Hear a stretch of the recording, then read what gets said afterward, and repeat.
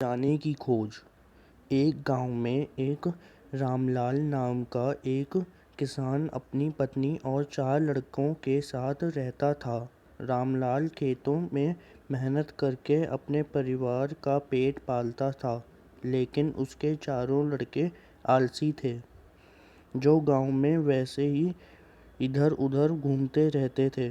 एक दिन रामलाल ने अपनी पत्नी से कहा कि अभी तो मैं खेतों में काम कर रहा हूँ, लेकिन मेरे बाद इन लड़कों का क्या होगा? इन्होंने तो कभी मेहनत भी नहीं करी, यह तो कभी खेत में भी नहीं गए। रामलाल की पत्नी ने कहा कि धीरे धीरे ये भी काम करने लगेंगे। समय बीतता गया और रामलाल के लड़के कोई काम नहीं करते थे। एक बार रामलाल ने बहुत बीमार पड़ गया। वह काफ़ी दिनों तक बीमार ही रहा। उसने अपनी पत्नी को कहा कि वह चारों लड़कों को बुला कर लाए। उसकी पत्नी चारों लड़कों को बुलाकर लाई। रामलाल ने कहा, लगता है कि अब मैं ज़्यादा दिनों तक जिंदा नहीं रहूँगा। रामलाल को चिंता थी कि उसके जाने के बाद उसके बेटों का क्या होगा। इसलिए उसने कहा, बेटों, मैंने अपने जीवन में जो भी कुछ कमाया है वह खजाना अपने खेतों के नीचे दबा रखा है।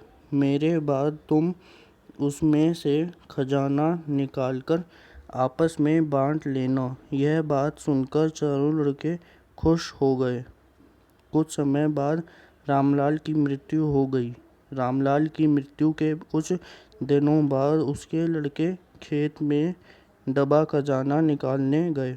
उन्होंने सुबह से लेकर शाम तक सारा खेत खोद डाला, लेकिन उनको कोई भी खजाना नजर नहीं आया।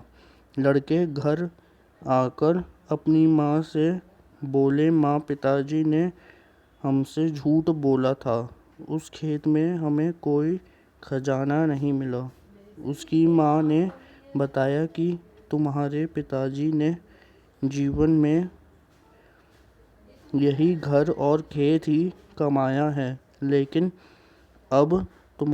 अब तुमने खेत खोद ही दिया है तो उसमें बीज डाल दो। इसके बाद लड़कों ने बीज बोए और माँ के कहे अनुसार उसमें पानी देते गए।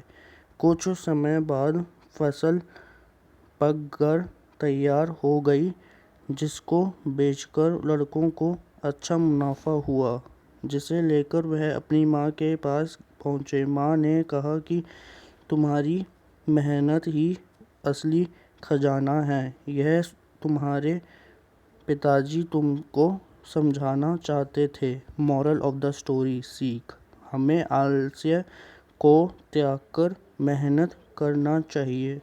मेहनत ही इंसान की असली दौलत है। सब्सक्राइब करें।